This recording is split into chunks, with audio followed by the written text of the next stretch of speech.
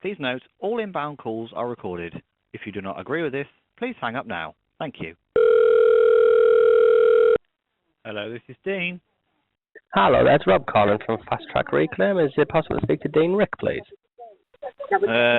Sorry, I didn't quite get that. My boy was screaming. Can you repeat that again, please? Hello there, it's Rob calling from Fasttrack Reclaim. Is it possible to speak to Dean Rick, please? Yes, again. Hello there. It's just a quick courtesy call. You made an inquiry on our website there a couple of hours ago, 7 hours ago, looking at the possibility of claiming back PPI. There was a few of the lenders that you actually did put down, like RBS, HSBC, Tesco, and it's just a quick courtesy call to gather some more information from you about that, if you're okay to speak at the moment. Oh, good. Yes, that's great, good. And so you're okay to speak to us about that at the moment, is that okay? Yes. Did someone did say when they called me last week about the same thing? Was that you? Well, we only had. I don't think it would have been ourselves because you only made an inquiry on the website at it was 20. Well, let's have a look at the time. The inquiry was made at 1:20 this morning. So it's just the first instance where we have actually had any kind of first dealings with yourself. But you made an inquiry. It was where you put in let's have a look at the details that you put in there. So it was, we've got your name, your email address, and it was like the lender that you put down, because there was Barclays, there was Royal Bank of Scotland, there was HSBC, Tesco, and Northern Rock were the ones that you actually put down as the 5 lenders.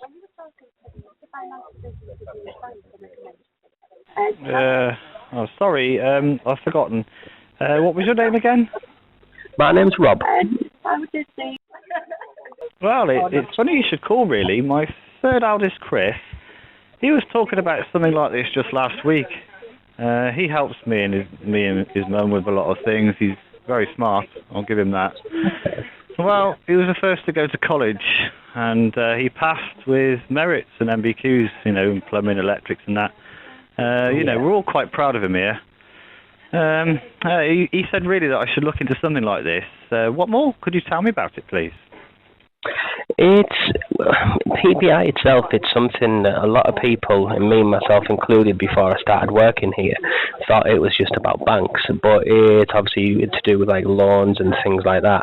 But PPI can be found on a wide range of things, such as like credit cards, store cards even. So if you ever went into somewhere like Burton's and you had a Burton's card or even an Argos card, you could be paying PPI on there, because it's literally a box that you tick on a form when you're filling out the information to get, let's say, the credit card or the store card. And it's something where even like in the banks a lot of years ago, they were told to just tick it.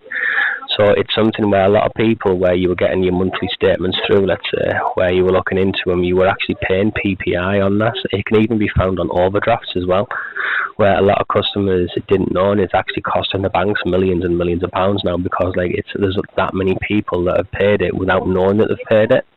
I mean, we get a lot of people that would ring us and they'll be like, oh, well, I've never paid it. And then we look into it for them, and they're quite surprised the fact that they were adamant that they wouldn't have paid it, but they've actually paid something they didn't even know that they were paying for it.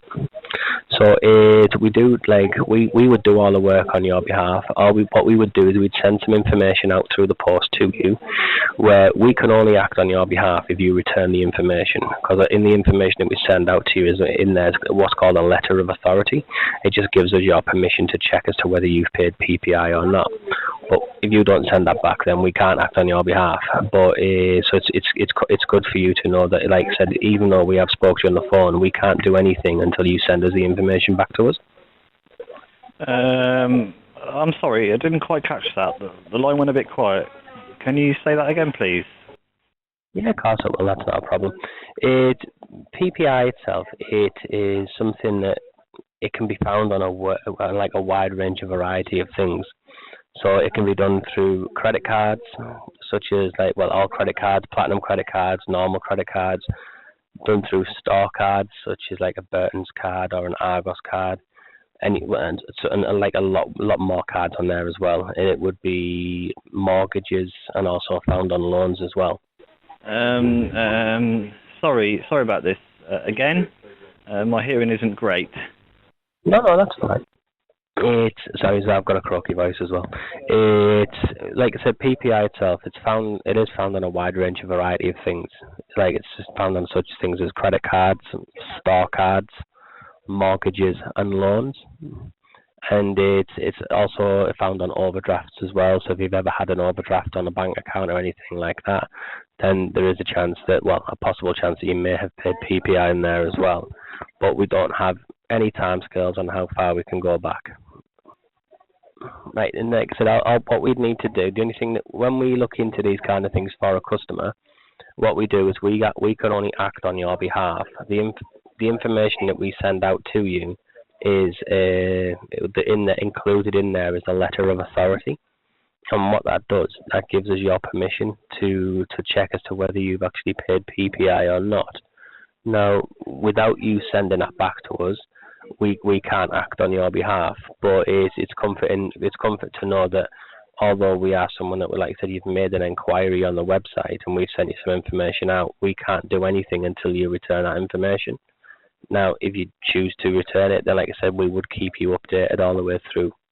Anytime there's any kind of update on the actual cases, then we would let you know. Well, here's the thing. The last time someone called me up and spoke to me on the phone, I got into quite a lot of trouble with the wife. As I went for something that maybe I shouldn't have. But yes, right. You see, my wife, Sab, wouldn't speak to me for a week. That happens. It really hurts. But I guess that's just married life. But sometimes, yeah, I was married before. Life, someone has to sort things out that are important. And, I mean, what I could do is I could give you some time to think about it and then give you a call back on this sometime next week, maybe.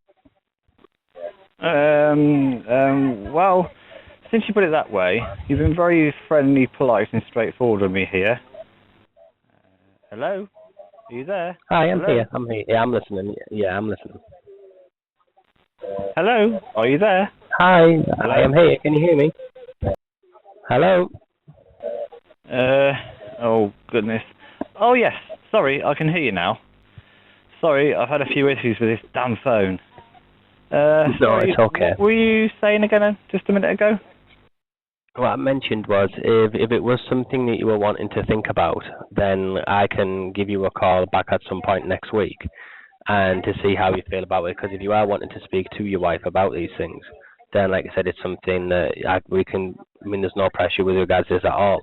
I mean, I can give you a call back at a time next week that's more beneficial for yourself, so you could maybe speak to your wife about this. Well, the world's finances, the way they are at the moment, we're not allowed to spend as much as we'd like. Oh dear, but go on then. How is this going to work? So, you've already provided us with most of the information anyway. So I've got your first name as being